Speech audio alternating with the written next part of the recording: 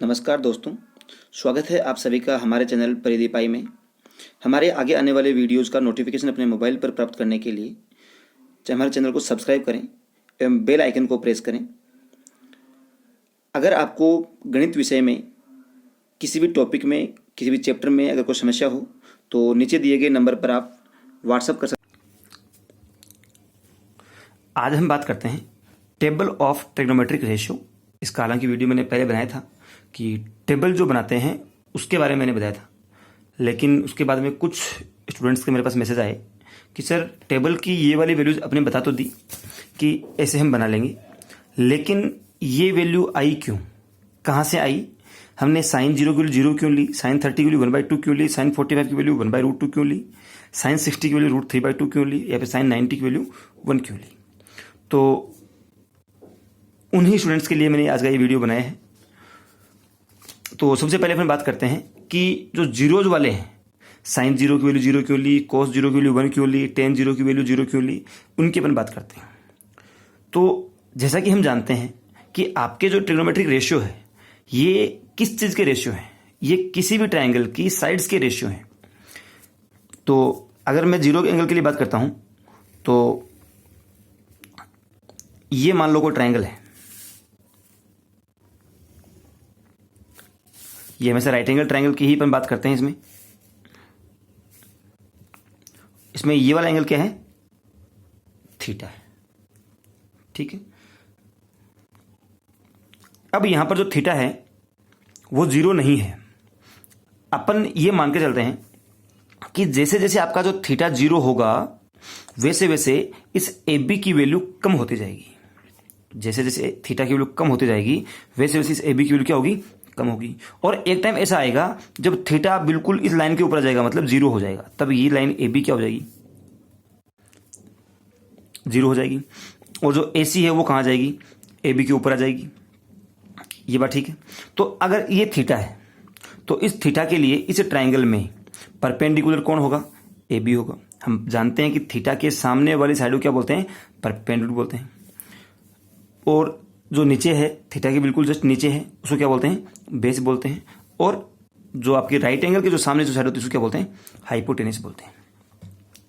तो मैं सबसे पहले थीटा 0 के लिए बात कर रहा हूं। तो इसका जो आपका रेशियो क्या होता है? साइन थीटा का क्या होता है? परपेंडिकुलर अपॉन हाइपोटेनियस होता है। कॉस थीटा क्या होता है? बेस अपॉन हाइपोटेनियस होता है।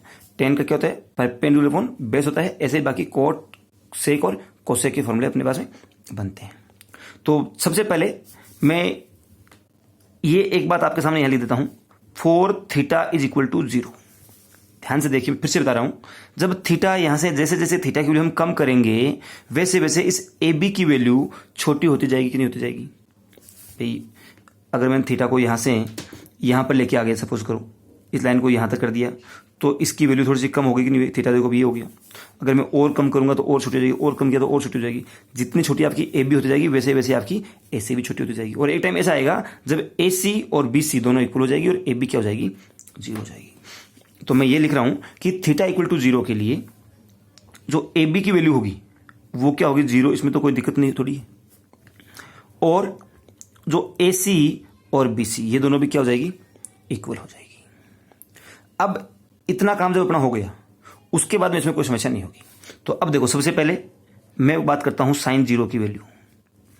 तो साइन थीटा फॉर्मूला क्या होता है? परपेंडिकुलर अपॉन बेस होता है। तो यहां पर परपेंडिकुलर क्या है? ए बी अपॉन हाइपोटेनस क्या है? ए सी। तो ये क्या होगा? ए बी अपॉन ए सी। तो ए बी की वैल्यू क्या है? 0 और ए सी की वैल्यू क्या है? कुछ भी नहीं, तो अपने परिवार ए सी मान लेते हैं भाई, जो भी कुछ वैल्यू होगी ये हमने मान ली। तो 0 अपॉन समथिंग क्या होता है? 0 होता है। तो इस प्रकार से आपकी साइन 0 की वैल्यू क्या आ जाएगी? 0। कॉस 0 की वैल्यू क्या होगी? फॉर्मूला क्या होता है? बेस अपॉन हाइपोटेनियस होता है। तो इसमें बेस क्या है? बी सी है और हाइपोटेनियस क्या है? ए सी है। और इन दोनों की वैल्यू क्या है? इक्वल है ना। तो मैं मान लेता हूं उन दोनों की वैल्यू जो है ए है। इक्वल भी किसके इक्वल है? ए मान ली। तो ये क्या हो जाएगा? ए अपॉन ए, यानी कि वैल्यू क्या हो जाएगी? 1 हो जाएगी। टेन 0 की बात करें तो टेन 0 वैल्यू क्या होगी? Perpendicular upon base. तो परपेंडिकुलर क्या है? ए बी अपॉन बेस क्या है? B C. तो ये तो हो गया 0 और ये हो गया समथिंग। तो 0 पॉइंट समथिंग कितना हो जाएगा, 0। ऐसे ही हम बात करेंगे इनके जस्ट जो रिवर्स वाली वैल्यूज हैं, कोट 0 की बात करते हैं। तो कोट का फॉर्मूला क्या होता है, बेस अपॉन परपेंडिकुलर। तो यहां पर बेस क्या है, BC, अपॉन परपेंडिकुलर क्या है, AB। तो BC की वैल्यू A है और इसकी वैल्यू क्या है, 0। तो समथिंग अपॉन 0 क्या होता है, ये होता है इनफाइनाइट। इसी तरह से सेक थीटा की यानी सेक 0 की बात करेंगे। तो सेक 0 की वैल्यू क्या होती है, हाइपोटेनस अपॉन बेस होता है। तो यहाँ पे हाइपोटेनस क्या है, AC, अपॉन बेस क्या है, BC। तो AC की वैल्यू भी A है और BC की वैल्यू भी क्या है, A है। तो इसकी वैल्यू क्या आ जाएगी, 1। और लास्ट में बात करेंगे अपन कोसेक 0 डिग्री की। तो उसका फॉर्मूला क्या होता है, हाइपोटेनस अपॉन परपेंडिकुलर होता है। तो ये हो जाएगा AC अपॉन AB। तो यहाँ पर AC की वैल्यू क्या है, A है और AB की क्या है, 0 है। तो समथिंग अपॉन 0 ये भी कितना हो जाएगा, इनफाइनाइट हो जाएगा। तो इस प्रकार से थीटा इक्वल टू 0 डिग्री के लिए आपको सारी वैल्यूज मिल जाएगी। इसी प्रकार से अब हम बात करेंगे जब थीटा इक्वल टू 90 डिग्री होगा तो उनकी वैल्यूज हमें क्या क्या मिलेगी। तो अब सेकेंड अपना जो टॉपिक रहेगा वो क्या रहेगा, trigonometric ratio for angle 90 degree. जब ये वाला जो थीटा एंगल है वो कितना हो जाएगा, 90 डिग्री हो जाएगा, तब उसकी वैल्यू क्या होगी। तो मैं डायग्राम इसका भी ऑलमोस्ट सेम रहेगा, कुछ अपन चेंज नहीं करेंगे, बस थोड़ी सी जो एजम्पशन है उनको अपन और बढ़ाएंगे। तो ये आपका पॉइंट हो गया A, B और C। ये आपका एंगल क्या है, थीटा है। तो अब देखो, सबसे पहले मैंने अभी पिछले आपके ऊपर वाला जो वीडियो था उसमें मैंने बताया था कि जब अपन थीटा को कम करेंगे तो AB की वैल्यू क्या होगी, कम होगी। इसी प्रकार से जब मैं थीटा की वैल्यू को बढ़ाऊंगा, जब हमने थीटा की वैल्यू को बढ़ा दिया तो बढ़ाने पर इस AB की वैल्यू क्या होगी, बढ़ती जाएगी। AB की भी बढ़ेगी और AC की भी बढ़ेगी, दोनों की वैल्यूज बढ़ती जाएगी। ठीक बात।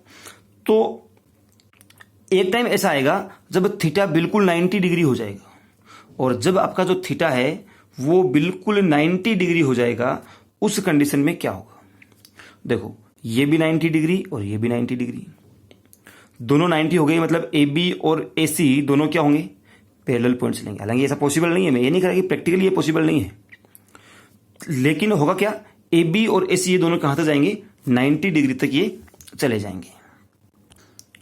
तो जब दोनों आपके 90 तक चले जाएंगे तो क्या होगा, ये वाला एंगल 90 हो गया, ये 90 हो गया, तो AB और AC दोनों क्या हो जाएंगे, इनफाइनाइट हो जाएंगे। और ऑलमोस्ट क्या होगा कि ये दोनों की जो वैल्यू होगी वो इक्वल होगी। भाई इक्वल तो इसलिए होगी क्योंकि दोनों का एंड पॉइंट तो सेम ही है, A और A, और यहां जो है दोनों आपके इनिशियल पॉइंट से स्टार्ट हो रहे हैं। तो दो अगर पैरेलल लाइन है, दोनों का एक ही पॉइंट पे जा रही है, तो इसका मतलब क्या होगा, दोनों का इक्वल होगी। तो यहां पर मैं ये कह रहा हूं, for angle theta is equal to 90 degree, देखो AB और AC इक्वल होगी और उन दोनों की वैल्यू क्या होगी, इनफाइनाइट होगी। उसके अलावा जो BC है उसके बारे में हम कुछ नहीं बोल सकते, तो BC को मैं मानता हूं A होगी। तो अब देखते हैं, सबसे पहले हम बात करते हैं साइन 90 डिग्री की। तो जब हम बात करेंगे साइन 90 डिग्री की, तो साइन 90 के लिए क्या होगा, ये थीटा है, तो क्या होगा, परपेंडिकुलर अपॉन हाइपोटेनियस, यानी कि AB अपॉन AC। क्या होगा, AB अपॉन AC। तो AB अपॉन AC, अब ये देखो दोनों की वैल्यू इक्वल है ना, वैल्यूज, तो मैं दोनों को AB मान लूं। दोनों को हम इनफाइनाइट नहीं लिखेंगे, यहाँ पे इनफाइनाइट अपॉन इनफाइनाइट की वैल्यू 1 नहीं होती है, लेकिन मैं कह रहा हूं कि दोनों की वैल्यूज इक्वल है, इसलिए इनकी वैल्यू क्या हो जाएगी, 1 हो जाएगी। इसी प्रकार से हम बात करेंगे cos 90 की। तो cos 90 की वैल्यू क्या होती है, बेस अपॉन हाइपोटेनियस होती है। तो बेस क्या है यहाँ पे BC और हाइपोटेनियस क्या है, AC। तो ये हो गया BC अपॉन AC।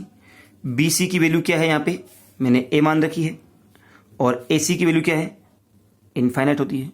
तो जब किसी भी नंबर में हम इनफाइनाइट नंबर से डिवाइड करते हैं तो उसकी वैल्यू क्या होती है, 0 होती है। इसी तरह से कोट थीटा की बात करेंगे, सॉरी पहले टेन की बात कर लेते हैं। तो जब टेन थीटा की अपन बात करेंगे तो टेन थीटा की वैल्यू क्या होगी, परपेंडिकुलर अपॉन बेस होता है। तो यहाँ पर परपेंडिकुलर क्या है, ए बी अपॉन बेस क्या है, बी सी। तो ए बी की वैल्यू क्या है, इनफाइनाइट है, और बी सी की वैल्यू क्या है, ये है। तो इनफाइनाइट अपॉन समथिंग क्या होता है, इनफाइनाइट में किसी भी नंबर से जो डिवाइड करेंगे तो क्या मिलेगा, हमें इनफाइनाइट ही मिलता है। और इसी तरह से कॉट थीटा की वैल्यू क्या होगी, ये होता है बेस अपॉन परपेंडिकुलर, यानी कि B C upon A B. तो ये हो जाएगा ए अपॉन इनफाइनाइट, तो समथिंग अपॉन इनफाइनाइट कितना होता है, 0 होता है। फिर हमें यहां से मिलेगा सेक थीटा, सेक 0 डिग्री, ये 90 है यहाँ पे, सॉरी थीटा की वैल्यू यहाँ पर 90 के लिए मैं बात कर रहा हूँ, तो यहाँ पे 90 लेके चलेंगे। तो सेक 90 की वैल्यू क्या होगी, क्या होता है सेक का फॉर्मूला, हाइपोटेनिस अपॉन बेस। तो हाइपोटेनिस क्या है, ए सी, और बेस भी क्या है, बी सी। तो हाइपोटेनिस तो कितना हो गया यहाँ पे इनफाइनाइट, और बी सी की वैल्यू क्या है, ए है। तो something upon sorry infinite upon something, ये इनफाइनाइट होता है। ऐसे ही अपन बात करेंगे कोसेक 90 की, तो उसका फॉर्मूला क्या होता है, हाइपोटेनिस अपॉन परपेंडिकुलर। यहाँ पर हाइपोटेनिस क्या है, ए सी, और परपेंडिकुलर क्या है, ए बी। दोनों की वैल्यू सेम है, ये क्वेश्चन में गिवन है, तो हम दोनों को ए सी मान लो या दोनों को ए बी मान लो, तो उसकी वैल्यू क्या हो जाएगी, 1 हो जाएगी। इस प्रकार से आपके 90 डिग्री के लिए सारे एंगल हो जाएंगे।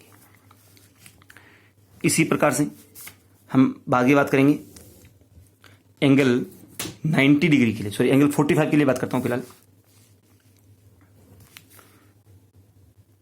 अब हम बात करेंगे trigonometric ratio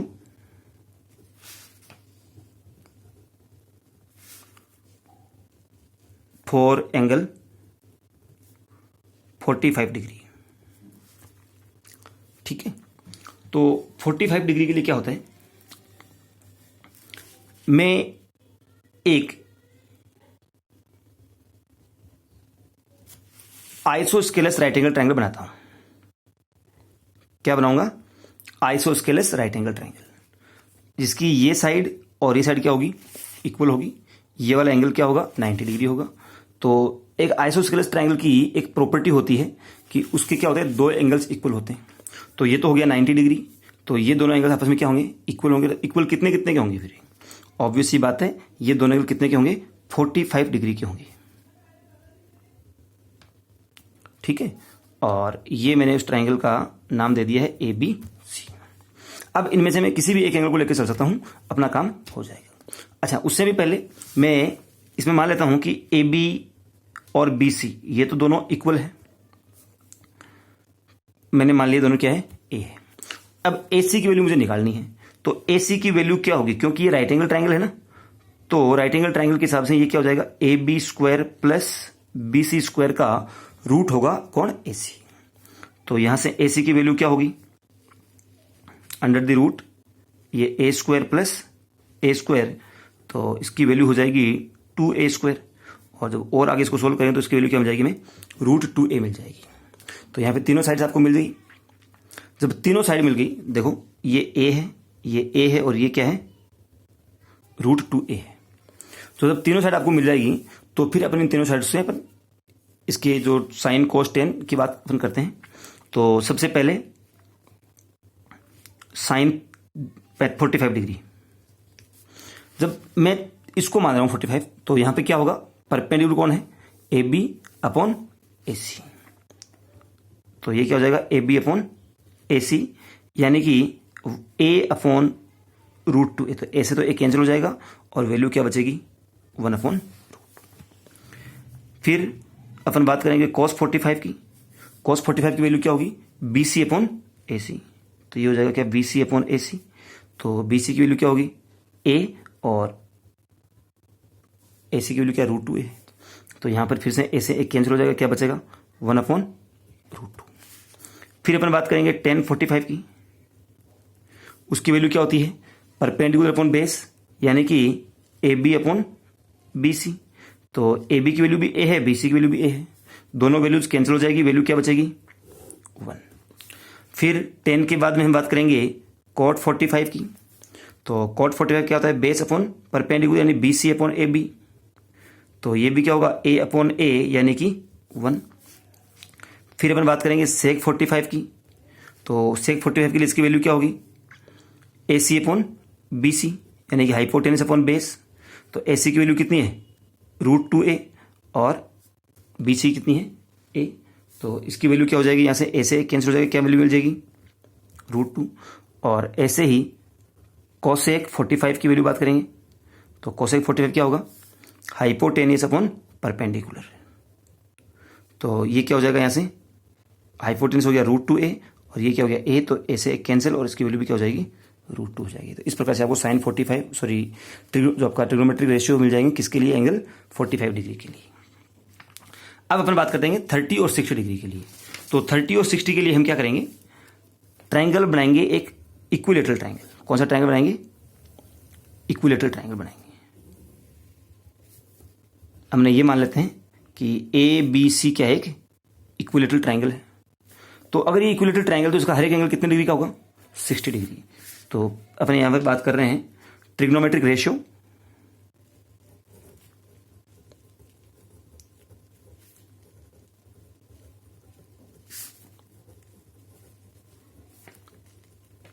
for angle 30 degree and 60 degree.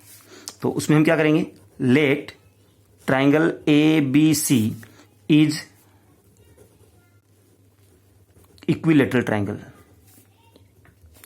तो उसका मतलब क्या होगा कि एंगल बी क्या होगा, 60 डिग्री होगा। मैं एंगल बी से ही मुझे मतलब है, इसलिए मैं लेके चल रहा हूं, बाकी तीनों एंगल क्या होंगे इसके, 60 होंगे। फिर हम क्या करेंगे, ड्रॉ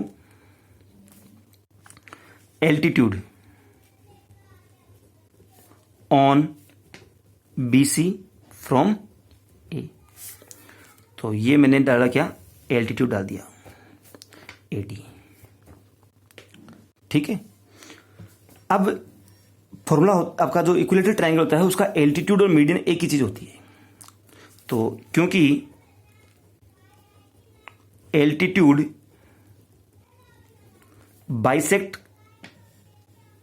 बाइसेक्ट्स अपोजिट साइड, सो क्या होगा, BD इज इक्वल टू क्या होगा, BC अपॉन 2 होगा। और इन तीनों की साइड्स की जो वैल्यूज है उनको मान लेता हूं, ये पूरी A है, ये भी पूरी क्या है, A है, क्योंकि इक्विलेटरल ट्राइंगल है ना, और ये भी पूरी क्या है, A है। तो BD की वैल्यू क्या हो जाएगी, ये हो जाएगा A अपॉन 2 हो जाएगा। तो AB मुझे मिल गया, AD मुझे मिल गया। अब मैं निकालता हूं यहां से, सॉरी BD मुझे मिल गया था, मैं निकालता हूं AD। तो AD की वैल्यू क्या होगी, अब यहां पर बोला कि एल्टीट्यूड है, मतलब ये वाला एंगल कितना है, 90 डिग्री है। ये वाला एंगल मैंने पहले ही बोल दिया कितना था, 60 डिग्री था। तो देखो एक ट्राइंगल ABD में, ये बात की बात कर लेंगे, कोई बात नहीं। तो पहले हम बात करते हैं AD की। इन ट्राइंगल ABD क्या होगा, AD² इज इक्वल होगा किसके, AB² माइनस BD²। तो यहां से AD² is equal to, AB की वैल्यू क्या है, A² माइनस BD की वैल्यू क्या है, A/2 है, तो उसका स्क्वायर क्या हो जाएगा, A²/4 हो जाएगा। जब इनको माइनस करेंगे तो ये हो जाएगा 3A²/4। तो यहां से फिर AD की वैल्यू क्या मिल जाएगी, √3, A का स्क्वायर का जब रूट A हो जाएगा, और 4 का रूट किया तो 2 हो गया।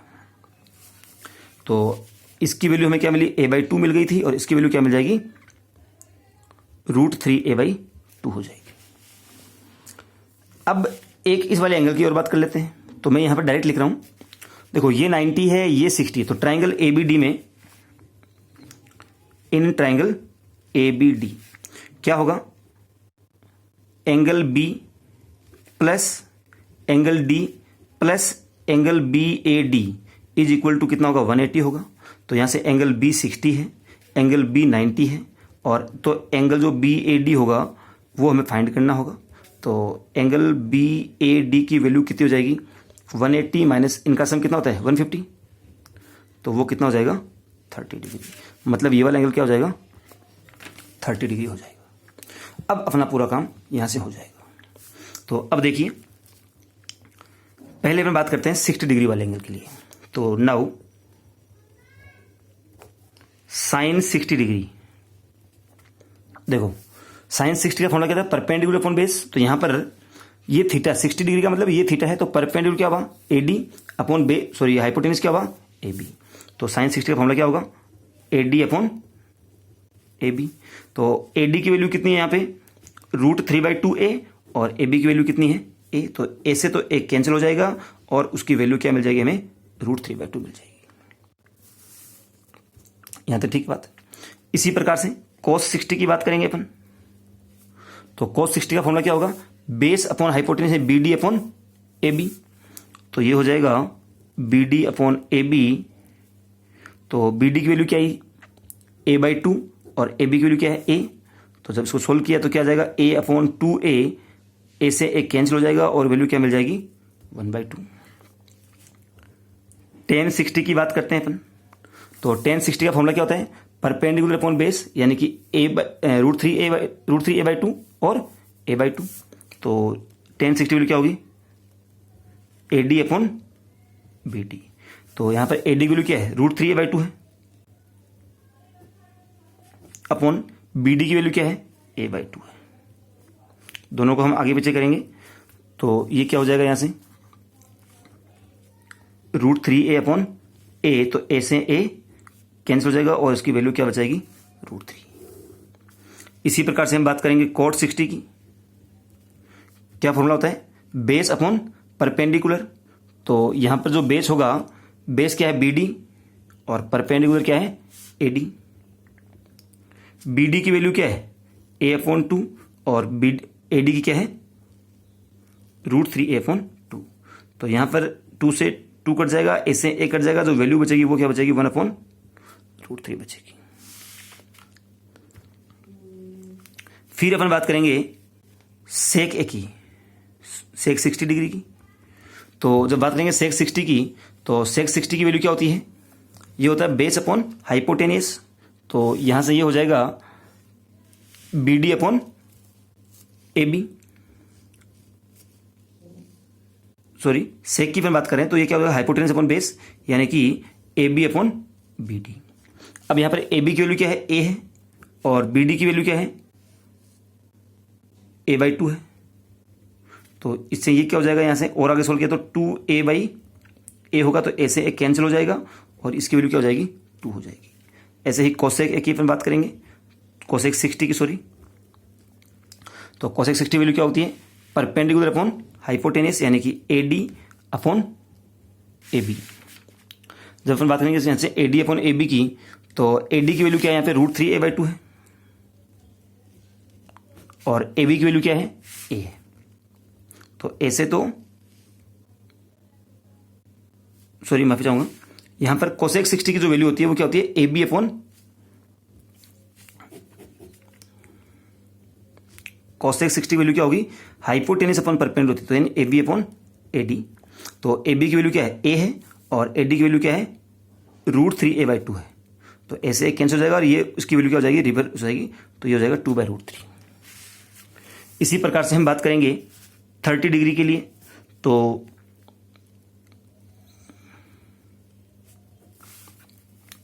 सबसे पहले हम बात करते हैं साइन 30 डिग्री,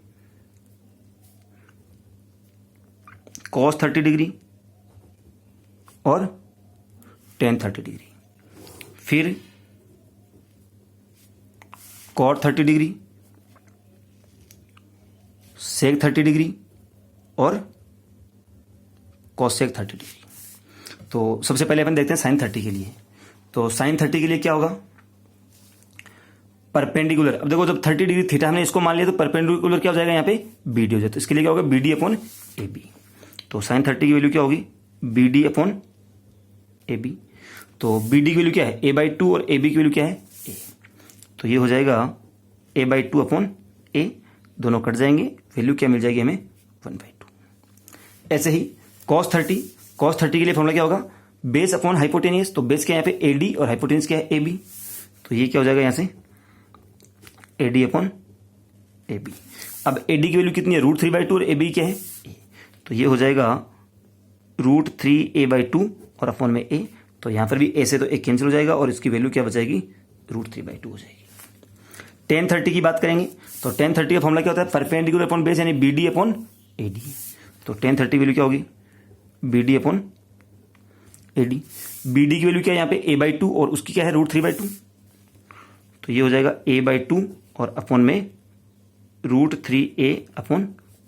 तो 2 से 2 कैंसिल हो जाएगा, a से a कैंसिल हो जाएगा और जो ये है वो कहाँ जाएगा, 1/√3 हो जाएगा।